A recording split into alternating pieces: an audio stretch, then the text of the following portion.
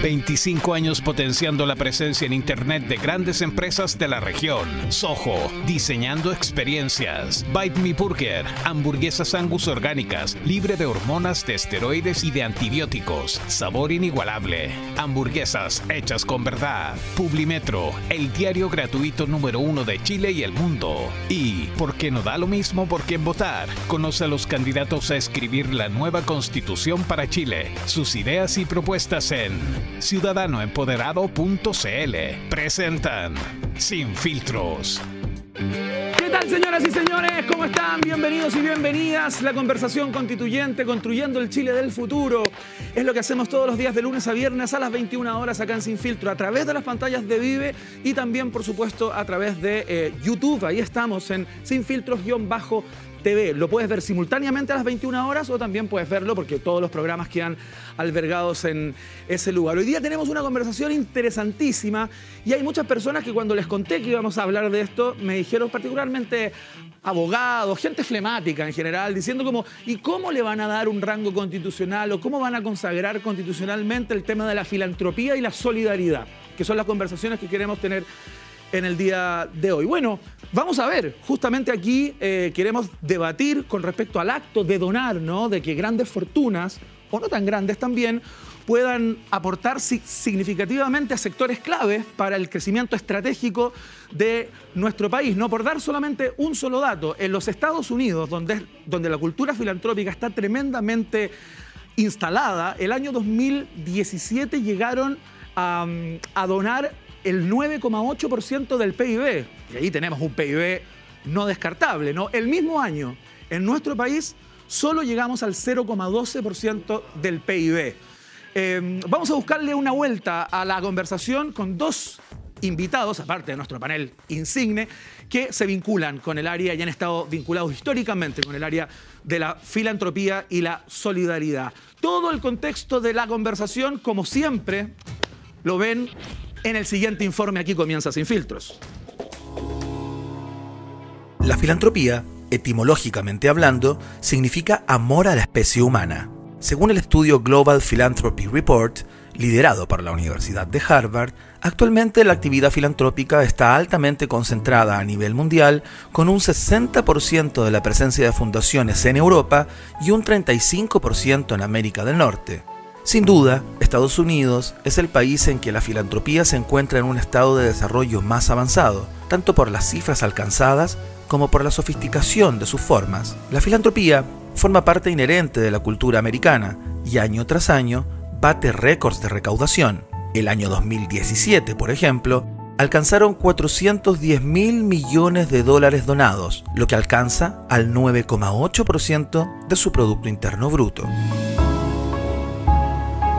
De acuerdo al Centro de Filantropía e Inversiones Sociales de la Universidad Adolfo Ibáñez y la Universidad de Harvard, el aporte de las donaciones en Chile gira en torno al 0,12% del PIB. Empresarios de la talla de Warren Buffett, Bill Gates y Ted Turner defienden la obligación moral de devolver a la sociedad parte de lo que ella les ha dado. Y vaya que les ha dado. En el año 2017 también, los 50 mayores filántropos empresarios donaron 14.700 millones de dólares de sus fortunas personales a causas benéficas. Bill Gates focaliza sus esfuerzos en la erradicación del hambre y la pobreza. Mark Zuckerberg centra su atención en el desarrollo del potencial humano y la promoción de la igualdad, especialmente en países en vías de desarrollo.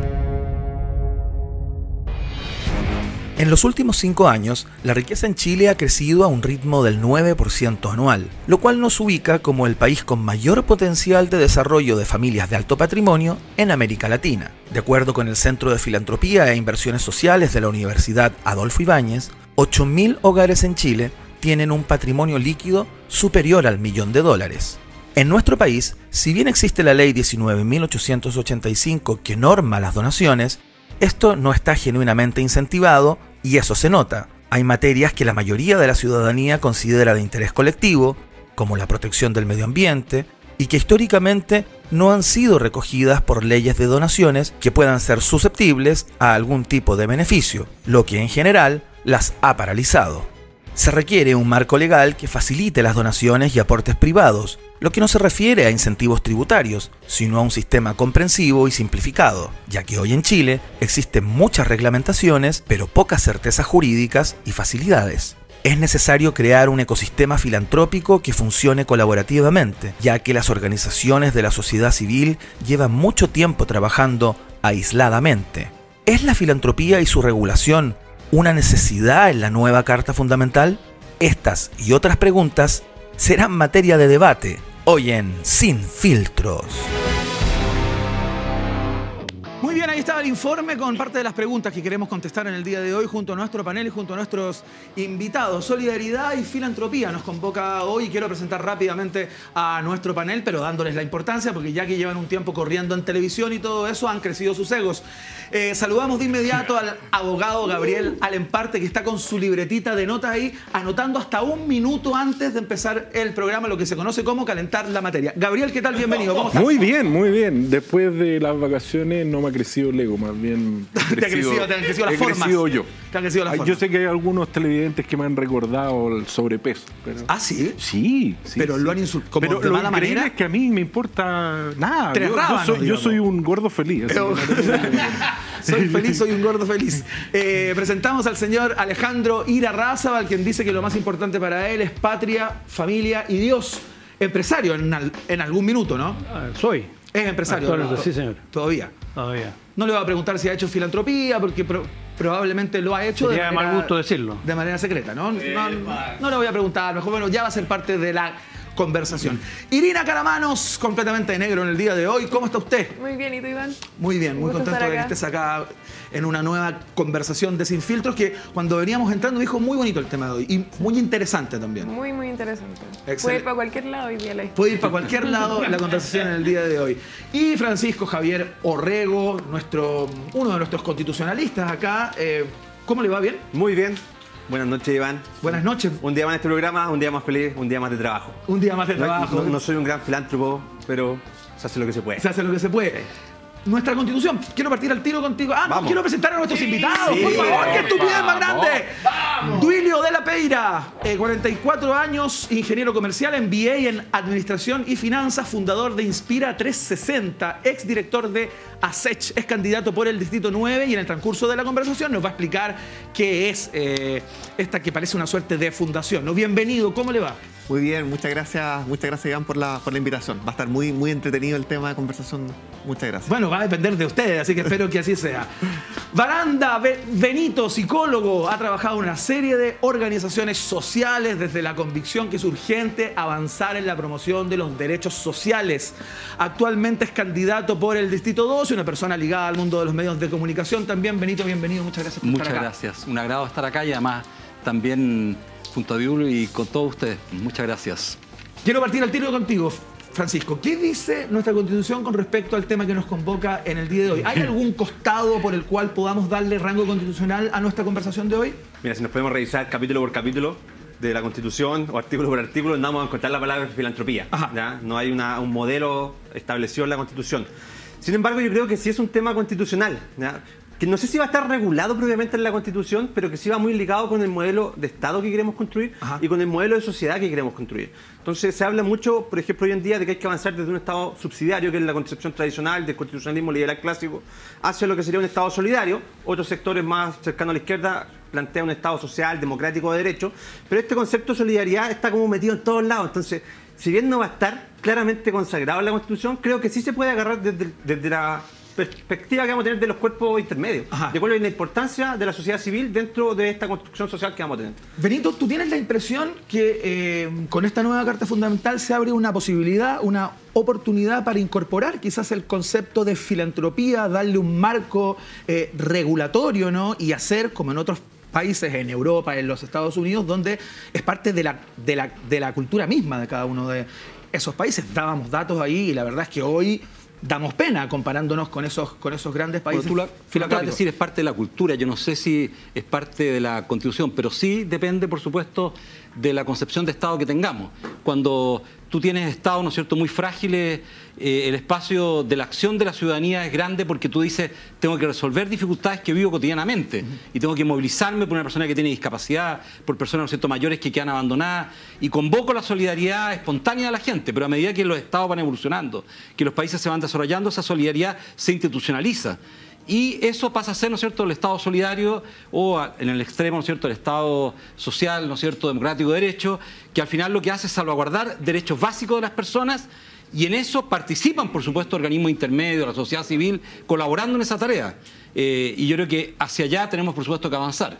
Y allí, yo diría, hay que tener cuidado cuando uno dice que no hacemos nada en Chile. Sí, a lo mejor los porcentajes no, pero tenemos un montón de artículos para donaciones, leyes de donaciones, un poquito desordenado, ¿no es cierto? Un puzzle que nadie ha querido ordenar. Claro, el ministro que se fue ahora quería poner una nueva ley de donaciones, única ley de donaciones, y nos dejó, ¿no es cierto?, ahí sin esa única ley, ¿no es cierto? Entonces yo digo, sí, hay que ordenar eso, por supuesto, pero no solo la filantropía depende de los incentivos, sino que depende de la cultura, tú lo dijiste recién. O sea, y la cultura, por supuesto, una cultura que nos cuesta movilizarnos por los otros. Julio, ¿tú tienes la misma sensación de que hay que avanzar hacia allá, un Estado solidario, un Estado que promueva y que regule de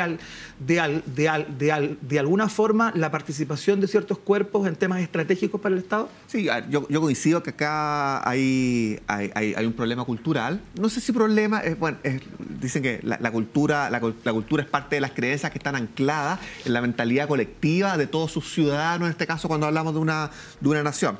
Y la cultura se transforma en comportamiento, uno actúa en función de cuando tiene que tomar decisiones de acuerdo a esta cultura que uno tiene. Entonces, efectivamente, en Chile es muy menor comparado con otros países porque a nivel cultural, claro, siempre va a ser bien visto ayudar a otros de manera altruista, pero falta algo más, falta algo que parta más desde la cuna. Creo que por el lado de los incentivos, estos existen, pero siempre podrían ser mejores. Ajá. Pero más que el incentivo, yo me iría a resguardar los límites de esto. Incentivos dices, o sea, intensivos dicen como incentivos como me costó sacar la palabra de incentivo. Como, claro, como exenciones tributarias y ese tipo de cosas. Sí. Mira, sí, lo único que me complica ahí es que cuando entregamos un dulce a cambio de la donación se me escapa un poco de la definición de filantropía. Ajá. Porque la filantropía no espera nada a cambio, altruista y funciona simplemente para ayudar a otros. La donación como tal viene con beneficios para quienes la entrega. Uno podría decir, oye, es exactamente lo mismo. Algunos pueden estar de acuerdo en que finalmente para que otra persona ayude hay que entregar. Mira, creo que son visiones, al igual como hablaban de la subsidiariedad y un Estado más garante, más solidario. Sí. Pero a lo que yo iría principalmente a resguardar los límites de estas donaciones que puedan realizar las personas o las empresas. Ajá. Creo que hay mucho aprovechamiento con respecto a estos incentivos podrían llegar a ser perversos, derecha, izquierda, de todos los colores, podrían ser una motivación para quizá beneficiarse simplemente para pagar un impuesto menor, más que por ayudar a una causa en particular. Gabriel, ¿qué lectura tienes? Yo creo que este es un temazo. Cuando uno empieza a leer un poquito, se da cuenta que en Chile no tenemos una verdadera cultura de la filantropía, a diferencia de otros países. La diferencia de Estados Unidos más del 10%, aquí claro. El 0,1% del PIB. Y si uno mira la Constitución, efectivamente, como bien decía Francisco, no hay una definición de filantropía, pero sí uno podría asociarlo a tres elementos. Uno, la definición del Estado, y el Estado respecto del rol solidario que debe tener. Y segundo lugar, respecto de la asociatividad. El fortalecimiento de las asociaciones comunitarias como para efectos de poder recibir. Esto se ha avanzado a partir de la ley 20.500, a partir del momento en que Chile, fíjense, cuando llega a una etapa en que su producto per cápita llega a $12.500 per cápita, inmediatamente la OCDE saca a Chile de los países que pueden recibir ayuda desde el exterior. Entonces eso hace que también haya una cultura, y si uno lo liga también al tema tributario, es otro de los temas donde uno podría en la Constitución más o menos diseñar algo como esto. En España, por ejemplo, la Constitución española lo ha definido en torno, por ejemplo, al trabajo voluntario. Es como una de las constituciones donde uno podría encontrar algo que tenga más o menos que ver. En Chile hay más de 60 normas dispersas a lo largo de nuestro ordenamiento jurídico que tienen que ver con las donaciones que no tienen, además, un sentido las unas con las otras, los impuestos que se pagan son distintos. La ley de donaciones está regulada, o sea, las donaciones están reguladas por el Código Civil, lo que hace que el donante tenga que insinuar una donación y el donatario tenga que pagar un impuesto, lo que hace que sea muy difícil. Entonces, hay un elemento. Y respecto a la filantropía, fíjate que yo estoy buscando algunos datos. El Centro de Investigación de la Filantropía de la Adolfo Ibáñez tiene datos bien interesantes que yo los invito a que los puedan leer en la casa. El 26% lo hace, de las personas que hace filantropía, lo hace para la educación, el 15% para la cultura, el 11% para la pobreza, el 11% para universidades, el 10% para salud y discapacidad, que es un tema que ya hemos conversado, y el 7,1% para el emprendimiento. Entonces, cuando tenemos esta legislación demasiado variada, demasiado dispersa, efectivamente tenemos un problema. Aquí hay un proyecto de ley que acaba de presentar el diputado Luciano Cruzco, que era bien interesante, respecto de cómo las asignaciones testamentarias, que son las asignaciones forzosas que se tienen que hacer en tu testamento, una parte de ella, una persona pueda disponer libremente la parte que tiene que disponer a los asignatarios forzosos, por ejemplo. Eso significa que si yo soy una persona muy rica y muero, efectivamente hay una parte de mi herencia que yo la puedo entregar a la filantropía. Entonces, son elementos que yo creo que hay que poner en el debate. No sé si esto es para una regulación constitucional, pero sí para nombrarlo como un elemento que yo creo que puede tener que ver con el Estado social, con la asociatividad y con el tema tributario. Voy a ir con nuestros invitados, pero antes quiero pasar por Alejandro. A propósito de que hablábamos del componente cultural que tiene la filantropía, ¿no? Tú conoces al núcleo de los empresarios en Chile, más o menos te has vinculado en ese mundo, ¿no? ¿Por qué, si es que la filantropía está en el estado que está en nuestro país y cada vez cuesta más que los empresarios entreguen plata para participar en el desarrollo de ciertos sectores? ¿Por qué a los empresarios les cuesta, esa es la creencia o esa es la sensación, meterse la mano al bolsillo, digamos, cuando no implica conseguir más utilidades en un futuro mediano o cercano? A ver, primero que nada, una salvedad que está súper asociada con eso. Cuando tú donas a nivel empresario, con todas las restricciones que tiene, nunca puedes ganar plata. O sea, no se trata de donar para ganar plata. Tú puedes pagar menos impuestos, pero en realidad es de plata que tú vas a regalar igual. O sea, no es que tú pagues menos impuestos de tu plata, no es que tú se quedes con más plata al final del día. Si tú vas a quedar con 100 después de tu resultado, si tú donaste 20, puede ser que quedes con 14 o con 10, dependiendo de las circunstancias, o con 2 o con 7, pero siempre vas a quedar con menos para empezar a conversar. O sea, no es que hay un beneficio tributario en donar, eso no existe. Es una forma de decirlo, pero es engañosa. En segundo lugar, yo creo que es súper importante, porque cuando tú hablas del tema de la filantropía, finalmente la mitad terminan, como este tema es constitucional, terminan hablando de la intención del Estado con respecto a la filantropía. Y esto de acá, en realidad estamos hablando que la filantropía la hacen privados. Por lo tanto, es un tema que sobrepasa la Constitución y es cultural, como lo mencionaron delante. Entonces, ¿por qué los empresarios en Chile donan menos que en otros países? Primero que nada, porque en Chile es muy mal mirado ser empresario, es muy mal mirado ser rico. Y por lo tanto, el rico no quiere hacer aspaviento de que es rico, no por ningún motivo. O sea, cuando hacen donaciones, cuando hacen aportes a fundaciones, lo hacen para callado. En Estados Unidos los tipos salen en el diario y es parte de su cultura. Y es parte de su prestigio hacerlo. Aquí en Chile, al revés, el tipo que es rico y que dona, que los hay, a pesar de que no se vea mucho, lo hace para callado. Y muchas veces incluso sin atender al tema de impuestos para no meterse en problemas con impuestos internos, porque es mal mirado en todos lados. Benito, ¿tú tienes la misma sensación que Alejandro? ¿Compartes lo que él Claro, yo creo que hay personas que tienen una alta predisposición a colaborar en temas sociales, grandes, pequeños, medianas empresarias y empresarios que hacen uso de las leyes de donación. A mí me toca participar mucho en eso. Claro. Ahora y antes me ha tocado mucho participar en eso. América Solidaria, ¿no? Pero yo creo que todavía el tema cultural tuvimos un impacto muy fuerte por varias décadas de una cultura individualista.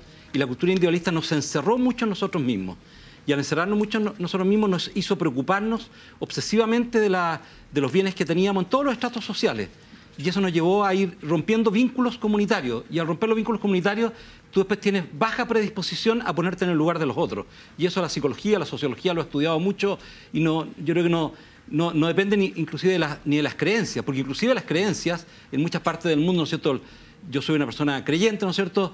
Se vinculan también, van rompiendo lo comunitario y se vinculan mucho a lo individual. Y eso te va generando también ruptura con que para vivir tu creencia tú necesitas la comunidad. Bueno, eso no ocurrió en Chile. Y al ocurrirnos, ¿no es cierto?, yo creo que se produjo una contracción de esa filantropía. Yo no tengo estudios, el Centro de Adolfo Ibáñez tiene esos estudios, ¿no es cierto?, que me ha tocado leer y que me parecen muy buenos hoy día, pero yo no tengo estudios de la década de los 60. Pero sí conozco los barrios que construyeron los empresarios. Sí. Entonces tú te encontrabas con con Yarur al lado y veías la población, la villa, no sé, donde hoy día está, ¿no es cierto?, otro de los canales grandes, televisión, ahí tú tenías, ¿no es cierto?, todo un barrio que me tocó el otro día ir, y es impresionante. Santa Lucía, entonces, claro, en el Parque Cousiño, pero no tengo la comparación, no es que lo pueda comparar, no quiero decir que antes se hacía mejor, me carga cuando se dice, si es que no tengo los datos. Pero lo que quiero decir es que la comprensión de la necesidad de que tú tienes que poner también tus bienes al servicio de los demás y que sobre tus bienes hay un fin social. Yo creo que eso se nos fue alejando, ¿ya? Y es una tensión grande, y me toca hablar mucho con jóvenes de todos los estratos sociales, y es una tensión cultural. Irina Caramanos, quiero ir contigo y ya voy contigo. Sí, me parece que también es interesante o importante resaltar que no quisiéramos que solamente dependiera, por ejemplo, del Estado o del criterio de los gobiernos, absolutamente todos nuestros derechos sociales básicos, ¿cierto? Pero tampoco quisiéramos que existiera, ¿cierto?, solamente filantropía, y lo digo así porque de esa manera podemos darnos cuenta de qué depende que alguien done. Son decisiones que pueden tener, digamos, intereses que pueden ser genuinos, como también pueden ser, digamos, de otro carácter. O sea, en Estados Unidos la mitad de las donaciones, el mismo monto que hace Bill Gates, la Fundación Bill Gates hacia afuera, la hacen el conjunto de iglesias. Y eso también probablemente tiene algún impacto. Ahora, a lo que voy es que creo que hay que garantizar sí o sí, y eso sí es constitucional, ciertos derechos sociales básicos. En Alemania se hace así y también hay harta filantropía. Pero no dependen, el pluralismo no depende de la donación filantrópica, pero sí se permite el pluralismo de las donaciones. Es decir, no incide en un proyecto, por ejemplo, de una universidad estatal, el que alguien done o no done plata, porque ese proyecto se va a hacer si es que es de interés público. Sin embargo, en Estados Unidos muchos proyectos universitarios no se pueden financiar si no fuera por filantropía. Creo que esa diferencia es interesante, y creo que la otra ya es más moral, porque el tema de que alguien tenga la bondad de entregar. En los estudios antropológicos, sociológicos, etcétera, siempre se habla de que el que da también en el fondo está en una posición de poder en la que la otra persona que recibe está en deuda. Si es anónimo, claro, no sucede eso necesariamente, ¿cierto? Pero creo que hay elementos que son como de la caridad, que se resaltan mucho y que alumbran mucho a la persona que entrega y se deja de hablar, ¿cierto?, de la justicia, de por qué tengo que esperar que haya solidaridad y caridad para que a mí me entreguen algún beneficio que es básico. Creo que esas diferencias son importantes y por eso también es materia constitucional. Ahora, por cierto que las fundaciones chilenas, o sobre todo las de la sociedad civil, han hecho muchísimos aportes en estudios, en avances, etcétera, que creo que eso tiene que proliferar y tiene que haber una regulación más simple para que pueda eso avanzar. Sin embargo, creo que no reemplaza el tema de los derechos sociales en Chile. O sea, desde tu perspectiva, para entenderlo bien, tú identificas de alguna manera cierto riesgo en fijar y consagrar constitucionalmente una figura filantrópica, digamos, porque de alguna manera el Estado podría depositar ahí, en esas personas o en esas figuras, cierto, digamos, podría deslindar responsabilidades para cubrir derechos fundamentales, ya que hay filántropos. Sí, no, ¿cómo? Están mezclando planos. Sí, yo creo que es que ese plano yo no se lo estaba preguntando. Si yo garantizo en la Constitución que los derechos, digamos, sociales de las personas estén garantizados a través de la Constitución, no tengo por qué temer a que podamos establecer ciertas regulaciones que permitan el pluralismo de las ideas, del conocimiento, de los avances y las inversiones que, por cierto, hoy casi solo hacen privados en Chile y que debería además ser fomentado por ejemplo, el Ministerio de Ciencias. Porque el Estado no hace caridad, el Estado tiene deberes. Exacto, como los derechos sociales, por ejemplo. Claro. ¿A ti? Sí. A mí me gusta la idea me encanta la idea de que el Estado pueda difundir esto de mejor manera. Creo que sí es parte del rol del Estado hacernos comenzar a desarrollar esta cultura, hacernos que nos sintamos orgullosos de donar, de ser filántropos, de estar orgullosos de tener un país más justo, más equitativo, más cariñoso, donde la empatía sea algo fundamental entre todos nosotros para para empezar a disminuir las desigualdades y las faltas de oportunidades. Yo creo que las complicaciones que se pueden presentar, como decías tú, creo que son relativamente sencillas de solucionar poniendo límites. Creo que incentivos perversos que pueden ir de la mano de una donación, de un acto filantrópico, se pueden limitar con exigencias que sí pueden estar quizás legisladas post-constitución, como por ejemplo empresas, minería, donde nosotros podemos exigirles, por ejemplo, una emisión cero en cuanto a emisiones de carbono, en cuanto a trabajos comunales. Por lo tanto, tú puedes donar, lo puedes desarrollar, vamos a poner un sello, te vamos a destacar, pero para que tú sigas haciendo esto y goces de los incentivos, que falta educación, hay que transmitirlo, están, como bien decían, pero hay que transmitirlo y ahí es función del Estado. Pero yo te pongo límites. ¿Quieres gozar de esto? ¿Quieres ser parte de esto? ¿Quieres gozar de todo el beneficio social que te vamos a entregar? Ok, pero en estos otros aspectos tienes que trabajar y actuar en consecuencia. Entonces, de esa forma, podemos trabajar un incentivo y desviamos el interés perverso con los límites que nosotros podemos ir poniendo como Estado. Pero poniéndolo quizás en una constitución no de manera expresa, pero sí que quede en la mesa para que se pueda discutir y se pueda legislar después en consecuencia. Y vamos a seguir conversando con nuestros invitados. Alejandro, voy contigo. Parto contigo luego el siguiente bloque. Irina también quería plantear algo a propósito de lo que decían nuestros invitados. Cuando los sitios web y aplicaciones móviles te resultan amigables, te permiten encontrar y realizar lo que requieres de manera muy simple e intuitiva, dejándote una impresión perfecta. Eso es experiencia de usuario. Y Soho es la empresa líder en el continente en esa experiencia. Mejorar la calidad de tu sitio mejorará tus ventas y resultados. Ingresa a soho.cl y solicita una reunión por WhatsApp. Mira que en estos tiempos de pandemia, donde tenemos algunas restricciones, digamos, eso de que puedas hacerlo por WhatsApp, no es menor. ¿Sabías que Publimetro es el diario gratuito número 1 de Chile y el mundo? Te acompaña e informa todos los días en la calle, en el metro y en la web. Tu diario se entrega de forma segura con las medidas de sanitización, por supuesto. Publimetro es el diario de los chilenos. Publimetro siempre contigo. Hacemos la pausa y seguimos conversando. Solidaridad y filantropía es el tema de hoy. Invitados y panelistas listos y dispuestos. Ustedes nos esperan. Es muy breve y seguimos con más. Ya volvemos.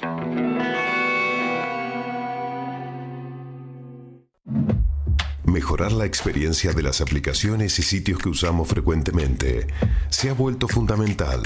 Soho, 25 años potenciando la presencia en Internet de grandes empresas de la región. Desde sitios de e-commerce, venta de autos, casas y por supuesto sitios financieros. Soho, diseñando experiencias.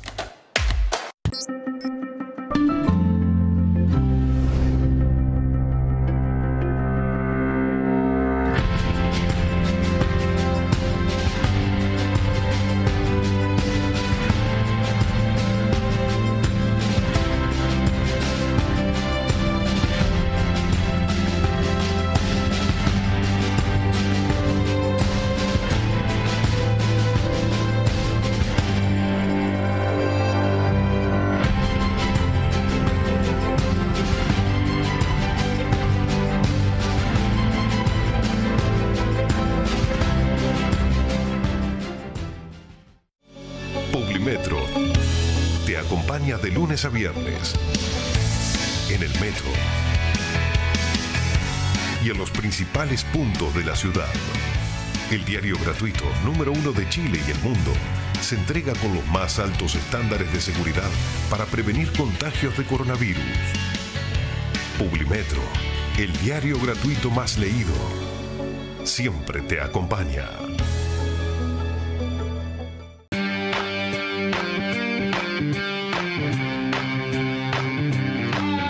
Seguimos debatiendo en Sin Filtros. Nuestros invitados y todos los que vienen aquí a la conversación, el 11 de abril estarán sus nombres disponibles para todos los que concurran a las urnas para ver si se meten en la convención, ¿no? Estamos con Duilio de la Peira, candidato por el Distrito 9. Nunca voy a saber si lo digo bien. Me lo puede decir Duilio. Mira, no es fácil, Duilio. Benito Aranda también nos acompaña, que es candidato por el Distrito 2, y nuestros panelistas, por supuesto. En el bloque pasado Alejandro me había dicho, quiero partir yo, quiero plantear algo respecto a lo que se conversaba. Sí, Alejandro Irarrázaval, por favor. Yo tengo un tema, mirando un poco lo que había hablado en algún momento Benito en algunos medios, algo muy liviano, para entender un poco lo que ha postulado al respecto. Sí. Me encontré con una cosa que me hace totalmente sentido, porque es parte del discurso que yo he vivido toda mi vida, que es para hacer el bien hay que hacerlo bien. O sea, no basta con tener las buenas intenciones, hay que hacer las cosas bien y eso significa plantearse objetivos, plantearse, definir qué medios tiene y por lo tanto hacer un camino. Lo otro, la probabilidad es llevar a más pobreza, a más desastre, a más problemas. Entonces la pregunta que quiero plantear y que sé que va a generar algo de conflicto es si todo este discurso que se está viviendo a partir de esta revolución que se vivió en Chile, especialmente con los jóvenes, en el cual lo único que se hace es repetirle uno y otro día que ellos son sujetos de derecho y que los derechos, y que los derechos, y que los derechos para arriba y los derechos para abajo, y que todo el mundo tiene la conciencia de que alguien le debe algo, sea el Estado, sean los ricos, sean los poderosos, pero alguien me debe algo, alguien me quitó algo que era mío. Y ese es el discurso que da vueltas hoy en la sociedad permanentemente y el que va a ser, en el cual todos justifican la violencia, la destrucción y todo este ambiente, incluso esta constitución, este proceso constitucional se basa en ese proceso. Entonces la pregunta mía es, esa cultura, ese exacerbar en los derechos individuales, ¿va a generar una cultura de empatía con los que no tienen? ¿Va a generar una empatía con entregar de lo mío a un tercero que tiene mayores necesidades que yo? ¿O al revés, va a crear una generación tal vez más estatista, tal vez más dependiente del Estado, pero mucho más egoísta tal vez de la que teníamos antes? Esa es mi pregunta. Bueno, yo creo que lo que hay que ver es lo que ha ocurrido en los otros países. Si tú ves la historia de los otros países, es que los otros países también tuvieron, cuando tú tienes un abuso muy grande de derechos, donde personas no se sienten tratadas con dignidad comparada con otras, ¿ya? Tú vas la ley de péndulo, entonces se va para el otro lado y hay una exigencia de esos derechos, ¿ya? Y eso ha ocurrido, si tú recorres los países de Europa, ahí me tocó estudiar un tiempo largo en uno de ellos. Por supuesto que hubo un periodo en el cual hubo una tensión muy fuerte de las personas que estaban accediendo a esos derechos, porque sentían que estaban vulnerados. Pero hoy día tuvo un equilibrio esos derechos. Y en esos países tienes una alta filantropía, un alto deseo de colaborar con otros. De hecho, se trasladan de países entre ellos y a otros países del mundo a colaborar. Entonces, yo creo que es parte de la madurez que tiene que ir alcanzando una nación, el hacerse responsable. Cuando a mí me hablan de los derechos, yo vengo a la psicología y a la sociología, no del derecho. Pero digo que el derecho... ¿por qué lo separan de los deberes? Si yo cuando tengo que ejercer un derecho, va el deber incluido en ese derecho, porque tengo que respetar al otro también en el mismo derecho. No lo puedo pasar a llevar. Entonces, cuando tú hablas, por ejemplo, de la violencia, si hay violencia, yo lo que estoy haciendo es ejerciendo, o sea, pasando a llevar al otro en un derecho que yo pido y al final lo ejerzo violentamente. O sea, repito lo mismo que me ha ocurrido a mí en mi vida. Quería hacer un alcance, la frase no basta con hacer el bien hay que hacerlo bien, es de un filósofo francés. Sí, es de un filósofo francés que la acuñó hace mucho tiempo y era porque muchas personas de muy buena intención querían colaborar con la comunidad y lo que generaban es un poco lo que Irina decía, ¿no es cierto?, una dependencia a las personas y las hacían, ¿no es cierto?, que al final se humillaban a esas personas y que terminaban siendo dependientes, no vivían libremente su desarrollo. Entonces, lo quiero poner porque ahí se juegan los derechos. Cuando tú efectivamente quieres hacer bien el bien, lo que ayudas es a tomar conciencia a esa persona de su propio derecho. ¿Y eso qué ocurre? ¿Qué ocurre allí? Bueno, la mujer no se deja maltratar, le para el carro a la persona que la va a maltratar. La persona exige una calidad de educación en la escuela donde está, exige una atención de salud justa. Eso a veces nos molesta a los que hemos tenido privilegio porque hemos tenido eso siempre, ¿ya? Y él no es contra los que hemos tenido privilegio, no lo digo en contra, digo, nos molesta porque siento que el otro me exige algo como echándome la culpa a mí. Yo me separo de esa culpa. Y yo digo, no, hay que trabajar para que efectivamente la atención de salud sea óptima, la educación sea óptima. Me separo, porque digo, yo no soy responsable y ninguna persona es responsable de la cuna donde nació, pero sí soy responsable de ir disminuyendo las desigualdades que existen en mi país en esos derechos. Y yo en eso sí que soy responsable, ¿ya? Y yo creo que ese es el trabajo. Claro, a veces hay personas que vienen de un profundo dolor. Y perdonen que me alarguen esto porque yo digo... cuando una persona me agrede a mí, yo soy una persona criada en la clase alta, formada en la clase alta y vivo en un sector popular. Y si una persona me agrede a mí porque me identifica como de clase alta, yo no me agarro con la persona. Yo creo que esa persona tiene un dolor tan profundo en algo que le ha ocurrido que por algo me está agrediendo. San Vicente de Paul decía que mientras más mal te traten, más te necesitan. Quiere decir que esa persona ha sufrido un trato tan indigno que en el fondo se desahoga conmigo. eso me da la oportunidad de meterme en la vida de esa persona. Entonces, yo creo que esa dignidad que ha sido aplastada, y recuerda esto, lo vio si tú lees los libros de Charles Darwin, Darwin lo reconoció. Darwin lo decía en sus libros cuando llegó al Golfo Arauco y recorrió el campo chileno. O sea, no es algo extraño. La cultura del hacendado, la Sor Serrano lo dice tanta gente, como la construimos de una manera tan piramidal que al final, ¿no es cierto?, dejamos un grupo de personas que no siente, no ha vivido, no se reconoce con la dignidad del otro. Bueno, y eso está cambiando. Y está cambiando a una velocidad que, claro, que nos puede molestar porque son irreverentes los jóvenes, pero bueno, la verdad es que va a cambiar. Cambió no es la irreverencia, es la violencia la que me preocupa. Claro, pero la irreverencia es aceptable, la violencia no. Y la otra cosa que me preocupa un poco de tu comentario, Lúdico, es que la tendencia a usar los ejemplos europeos cuando resulta que tenemos ejemplos cercanos aquí en el barrio, que todo ha resultado mal, con violencia, con jóvenes que han ocupado la violencia, y todo ha resultado para peor, no para mejor. Por eso que me importa el tema de si vas a hacer el bien, hazlo bien. A mí me encanta. Copiemos a los europeos, no copiemos los de acá. A mí me encanta una cosa de sectores más conservadores que aquí representa muy bien Alejandro, esta cosa como del tremendismo y el miedo respecto de los cambios sociales evidentes, y lo que dice Benito está muy claro. Aquí hubo un momento en la sociedad chilena donde los derechos fueron conculcados directamente, y los derechos más básicos, la vida, la libertad personal, y luego tuvimos un momento donde el desarrollo del mercado también sometió a las personas a una rabia que es evidente. Entonces, cuando Alejandro dice que la violencia... A ver, un momento, no hay, creo, ninguna constitución o ningún quiebre institucional que no haya generado finalmente un cambio constitucional, que es la manera civilizada que tienen los seres humanos de ponerse de acuerdo en un momento de quiebre para poder confluir en un pacto social. Entonces, yo no asocio constitución a violencia, él asoció constitución a violencia, lo que me parece muy grave. El origen de este proceso constitucional es la violencia. Perdón, y el origen de la constitución del 80, entonces también es una violencia peor. O sea, autoritaria. O sea, entonces, a mí este juego que hace la derecha, violencia, constitución, todos los procesos constitucionales. La Revolución Francesa terminó en el Pacto de Declaración de Derechos del Hombre el año 1791. Y con guillotina. Y con guillotina, exactamente. Entonces, lo que uno tiene que hacer es tratar de equilibrar, es que los Robespierre, que aquellos que implantan el terror, que están en ambos extremos de la política, creo que uno lo que tiene que hacer es precisamente acordar un pacto constitucional, que es la manera civilizada que tenemos las sociedades de ponernos de acuerdo, institucional. Julio, te quiero escuchar a ti y después voy a ir con Irina. Mira, acá hablando de lo que hemos convocado, que es con respecto a la filantropía, yo creo que, por ejemplo, lo que dice Alejandro, tal cual, si tenemos un Estado excesivamente social, corremos el riesgo de que sintamos como derecho esta ayuda por parte del Estado. Yo creo que no hay que confundirse un poco la filantropía, no hay que confundir el apoyo, la donación, la ayuda a quien tiene menos, la equidad, la igualdad, con simplemente desincentivar el esfuerzo desde el rol, desde el trabajo de lo que yo puedo hacer para no solamente que me regalen los peces, sino que es aprender a pescar, porque van a durar muchísimo más. Yo pienso que desde ese punto los privados juegan un rol fundamental. Si hacemos la diferencia entre subsidiariedad y solidaridad, muchas veces me dicen, oye, ¿cuál es cuál? Tú estás más por la subsidiariedad que la solidaridad.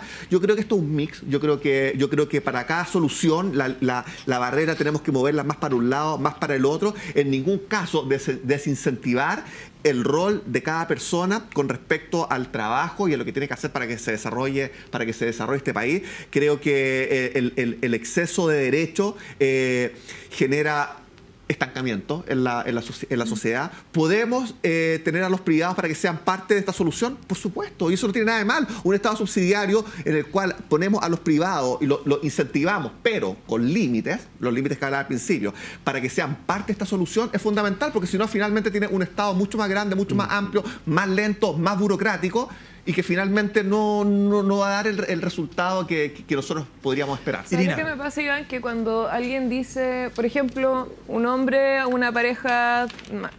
le dice a una mujer, pensemos en una pareja heterosexual, ¿cierto? En donde se nota más el patriarcado, le dice, te ayudo en la casa, ¿cierto? Te ayudo a lavar la loza, te ayudo.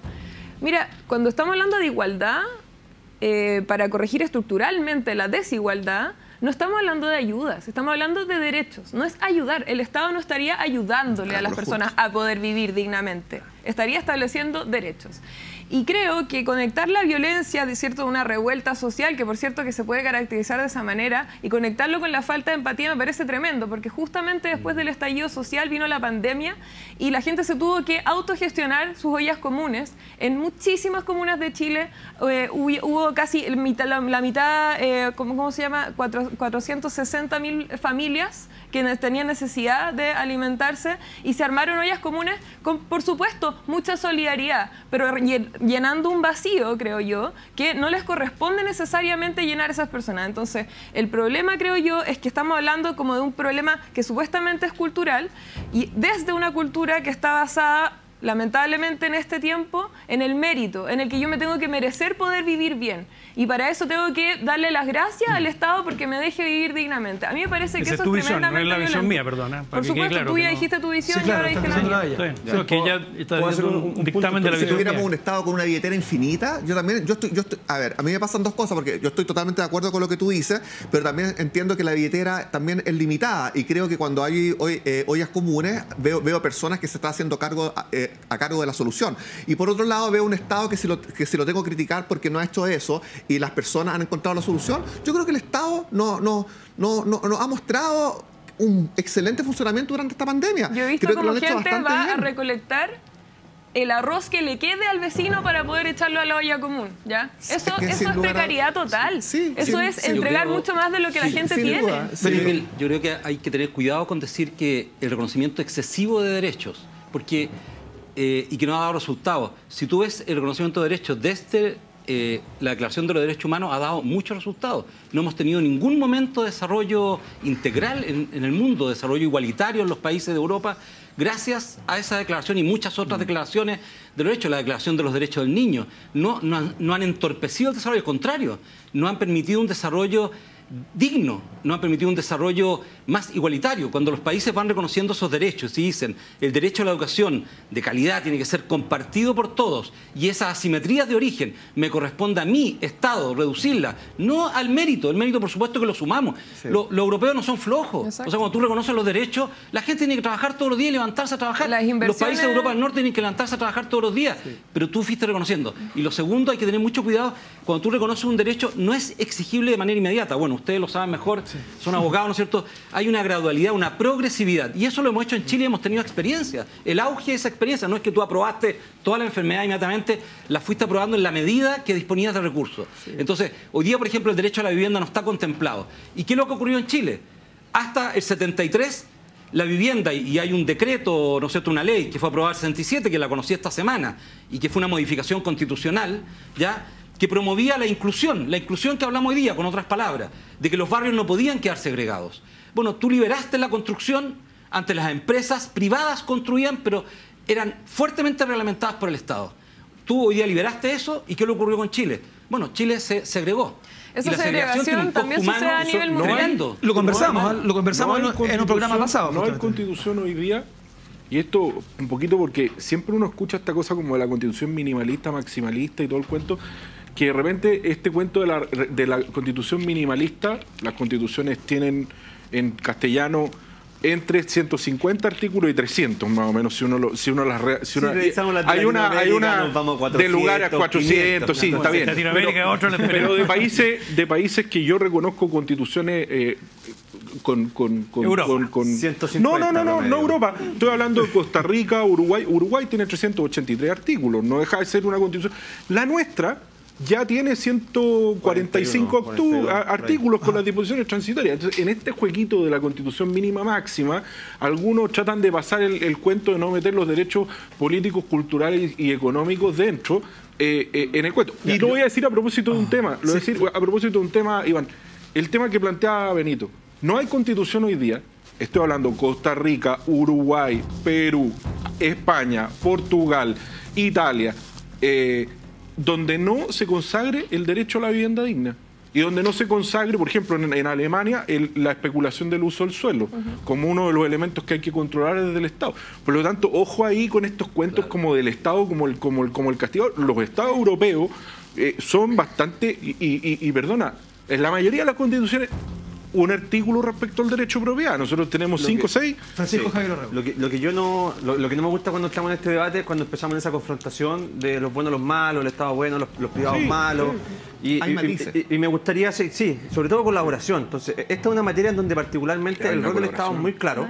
La izquierda acá nos recalca a cada rato de que el Estado tiene ciertos deberes, que garantizar derechos sociales, que lo hemos conversado muy latamente, pero en esta materia particularmente no tenemos que hablar tanto de Estado, tenemos que hablar mucho más de cuerpos intermedios, de la sociedad civil y de la responsabilidad empresarial. Por eso yo me quiero meter en ese tema, en el rol que juegan los empresarios dentro de la sociedad. Y yo he sentido, y esto es lo que he visto al menos en los últimos años en este país, uno igual no es tan viejo, entonces uno tiene ciertas experiencias de vida, y a los empresarios le han dado duro porque los empresarios se han portado mal, hay que decirlo. Hay ciertos grupos empresariales que han jugado, algunos pero se han portado muy mal porque han jugado con la fe pública, el confort, los pollos. Y yo creo que el empresario sintió ese golpe. Esa es mi visión. Yo creo que el gran empresario se dio cuenta de eso. Sí. Y un muy buen ejemplo de cómo ellos están cambiando su visión y su cosmovisión de lo que es el aporte, primeramente con la Teletón, lejos, ojalá la Teletón siga siendo la institución que todos queremos, pero también lo vimos con la pandemia, y lo vimos muy palpablemente con la pandemia. Los empresarios se pusieron una meta, una cifra a juntar, 50.000 millones de pesos. En 2 o 3 días juntaron 80.000 millones de pesos. Sí. Lo que hicieron con esa plata fue comprar básicamente 400 ventiladores mecánicos. Son 400 ventiladores mecánicos que vinieron a salvar vidas, que no los teníamos antes, y por eso pasamos nuestra red asistencial de 1.000 ventiladores mecánicos a 2.500, en gran medida gracias al aporte de estos empresarios. Entonces yo les quiero preguntar a los candidatos. Comparto el punto de Francisco. Aquí, cuando estamos hablando de este tema, yo creo que la Constitución tiene que establecer un mandato, y yo me pongo del lado de los privados, no del lado del Estado. Yo creo que el Estado aquí tiene un mandato que es facilitar... Regulatorio, que es facilitar a los privados en la labor de filantropía. Y yo no tengo ningún problema que eso sea a través de exenciones tributarias. Claro que el que metió el Estado fue Francisco, porque él habló del Estado social al inicio. ¿No? Él partió. Me mató. Había que constitucionalizarlo de alguna forma. Igual, Iván, me parece que no... O sea, acá se está usando esto de que tiene que haber espacio intermedio, por supuesto. De hecho, lo dije al principio, creo que el pluralismo es crucial para, como palabra, creo yo, para entender a qué nos referimos. Sin embargo, creo que nadie aquí podría decir que la filantropía realmente resuelve, por ejemplo, las desigualdades. Y por eso sí es un problema del Estado, es un problema constitucional, digamos, no propiamente tal la filantropía, pero sí cómo solucionamos el tema de la desigualdad. La Fundación de Gates, por ejemplo, ha aportado muchísimo, millonadas a la investigación en vacunas, ¿cierto? Sin embargo, la sobrecompra de países ricos, ¿cierto?, de vacunas, más de la población que necesita la vacuna, no asegura, ¿cierto?, ¿qué va a pasar? Que en muchísimos años más, la diferencia en la que un país pobre va a recibir la vacuna finalmente es de muchísimo tiempo más, es decir, es aproximadamente de 10 años más tarde que los países que han comprado el doble de las vacunas que necesitan. Entonces, garantiza la inversión, la gran inversión que se hace, el que se resuelvan las desigualdades. Me interesaría saber si creen que en algún caso sí lo hace, y por eso es importante hablar de lo otro también.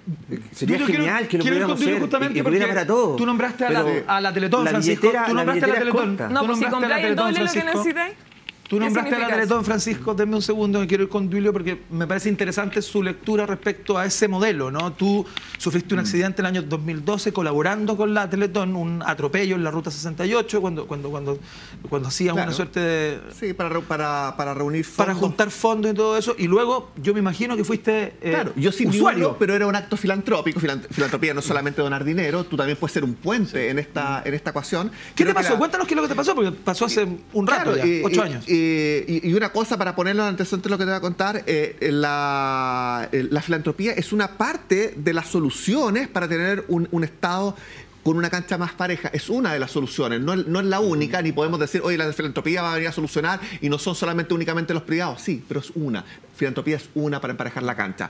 De alguna forma hacíamos desafíos con otros amigos, correr largas distancias, y buscábamos a privados, les vendíamos un desafío choro que llamara la atención. Ajá. Tocábamos la puerta a la prensa para que nos pudieran sacar algunas cuñas. Entonces al privado le decíamos, mira, tenemos prensa asegurada, este es el desafío. Lo que fue para la Teletón era correr de Santiago a Teletón Valparaíso. Vamos a unir estos dos centros.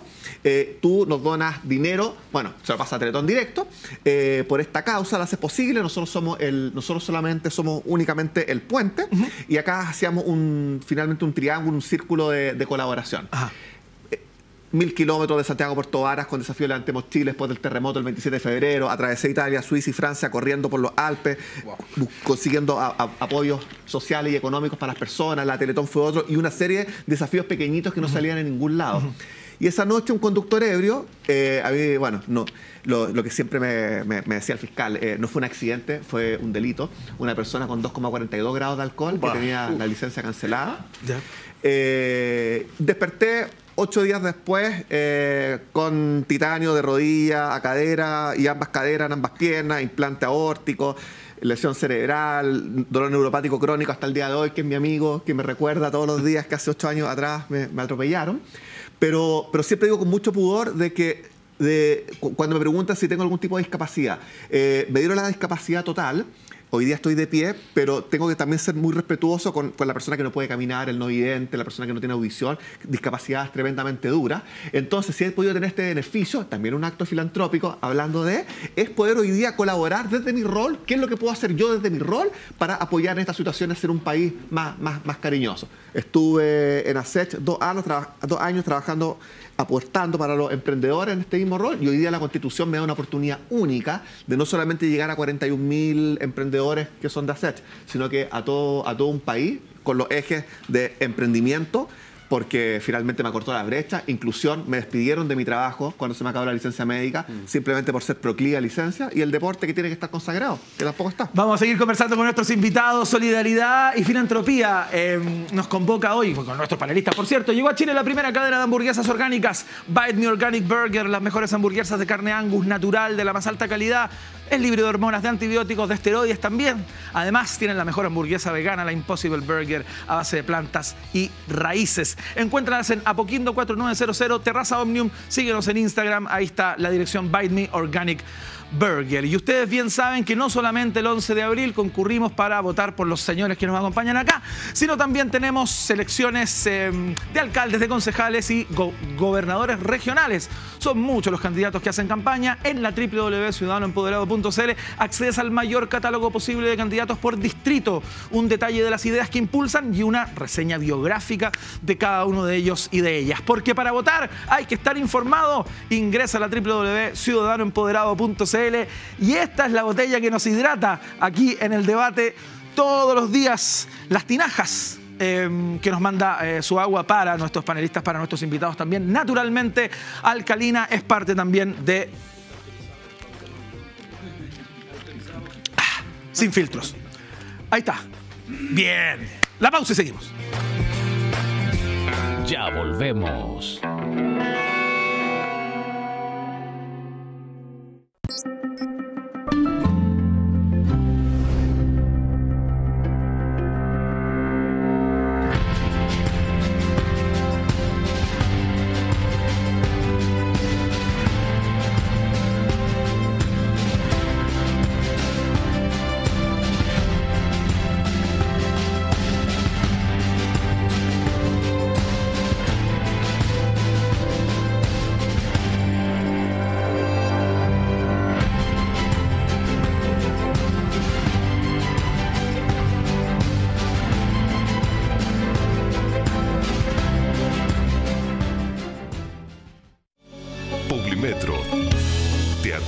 De lunes a viernes en el metro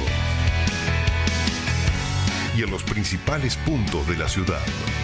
El diario gratuito número 1 de Chile y el mundo se entrega con los más altos estándares de seguridad para prevenir contagios de coronavirus.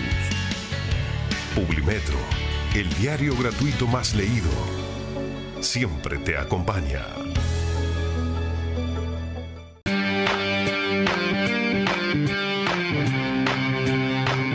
Seguimos debatiendo en Sin Filtros, hablamos de filantropía y solidaridad.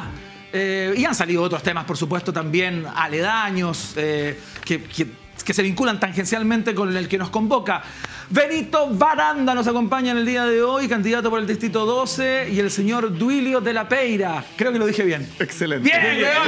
Está terminando el programa y lo dije bien. Bueno, en este momento vamos a hacer una sección que gusta mucho, particularmente porque los invitados tienen la posibilidad de hablarle a su audiencia, a sus votantes de manera directa.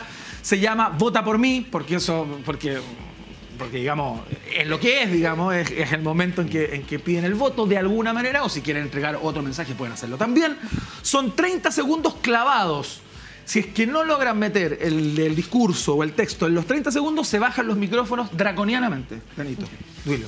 Así, tal cual. O sea, son 30 segundos y nada más. Y de hecho está el marcador ahí, ya está puesto en pantalla. Tu cámara es la cámara 1, Benito la cámara 3. ¿Quién quiere partir? Tiene una moneda. Tener una moneda acá. No. Debería tener una moneda. Pero bueno. Ya, uno está en la cámara 1. Ya, está en la cámara 1. No, maravilloso. Julio, los 30 segundos. Espera, si esto es con tiempo. Desde ahora. Ya. Si eres del distrito 9, te quiero invitar a que este 11 de abril haga la diferencia, tengamos una votación histórica. Voy por el distrito número 9 con mis ejes fundamentales: emprendimiento, inclusión y deporte. Emprendimiento me acortó las brechas de las oportunidades, las que la sociedad no me quiso dar, me las entregó. La inclusión, por la importancia de ser incluido de manera transversal, y el deporte, para que no simplemente realicemos el deporte que queremos hacer, ni el que podamos hacer, sino que el que realmente queramos y podamos desarrollar. Eso considero fundamental. ¡Se cortó el micrófono! Ahí llegó el servicio. Es una cosa tremenda, porque las personas que están allá arriba disfrutan este momento, o sea, esperan que pase todo el programa para llegar a este instante y poder eventualmente bajar el micrófono. Es lo que me pregunta. Benito Baranda, cámara 3, vota por mí en Sin Filtros. Ahí está. Hola, soy Benito Baranda, voy por el distrito 12, La Pintana, La Florida, Puente Alto, San José de Maipo y Pirque. Te invito a votar por mí para defender nuestros derechos, para que el derecho a la vivienda sea contemplado en la futura Constitución y que además la dignidad de cada uno de nosotros sea salvaguardada toda la vida de cada uno de nosotros. Y te invito también a reconocer constitucionalmente los pueblos originarios, a que sean considerados y que seamos un Estado plurinacional, como lo somos en la realidad. Requerimos un nuevo Estado. ¡Oh, justo está! Excelente. Ahí está, lo metió justo. Llegó al 0 y ¡pum! Terminó. Ya. Preguntita, rápida. Me quedan 2 minutos. Pregunta rápida, Francisco Rego. Creo que ambos candidatos tienen muchas posibilidades de llegar a la convención. Por ende, me gustaría hacerle una pregunta un poquito salida del tema. Y creo que es un tema súper relevante porque lo van a tener que discutir en la convención. Si tuvieran que elegir un régimen de gobierno, ¿por cuál se tirarían? ¿Por un régimen presidencial, un parlamentarismo o un semipresidencialismo? A mí me ha parecido el mejor de los que he conocido el parlamentarismo. Parlamentarismo, sí. Semipresidencialismo. Perfecto. Perfecto, ahí está, la postura. ¿Tiene alguna pregunta? No, paso. No. Pasa. Volviendo sobre la misma pregunta, sobre el presidencialismo, semipresidencialismo y parlamentarismo, ¿por qué la postura de cada uno de ustedes? Brevemente. Porque creo que para poder sostener una democracia efectivamente participativa, el parlamentarismo ayuda mucho. Lo he experimentado fuera, viviendo afuera, estudiando afuera. Tiene sus grandes complicaciones, pero ayuda mucho a que las personas se sientan involucradas en lo que ocurre en el país. Nuestra Constitución está hiperpresidencializada y creo que es una muy buena manera de disminuir aquello y poder trabajar en consecuencia. Yo creo que no todo tiene que estar simplemente limitado a una pura persona. Creo que se puede compartir, por ejemplo, con un jefe de gobierno esta función y de esa manera ir descentralizando Chile. Perfecto, muy bien. Ese fue el programa del día de hoy. Le quiero dar las gracias, Benito Baranda. Muchas gracias por estar acá. Duilio, muchas gracias por estar acá. Muchas gracias. No, me murió el apellido también, las dos cosas ya con Duilio en nuestra oficial tarea. Duilio de la Peira. Duilio de la Peira, sí, por supuesto. A todos nuestros panelistas, Irina, muchas gracias, Gabriel, Alejandro, Francisco. Nos encontramos en una próxima conversación. Aquí debatimos sobre el Chile que viene, sobre el Chile constituyente. Nos vamos, lo dejamos aquí. Ustedes lo pueden ver, por supuesto. Si lo vieron en la tele, fantástico, pero lo pueden ver si se lo perdieron y le dicen, oye, estuvo buena la conversa. Lo ven el día de mañana, por ejemplo, en nuestro canal de YouTube. Ahí está, Sin Filtros-TV. Eso fue todo. Mañana será mejor. ¡Chao!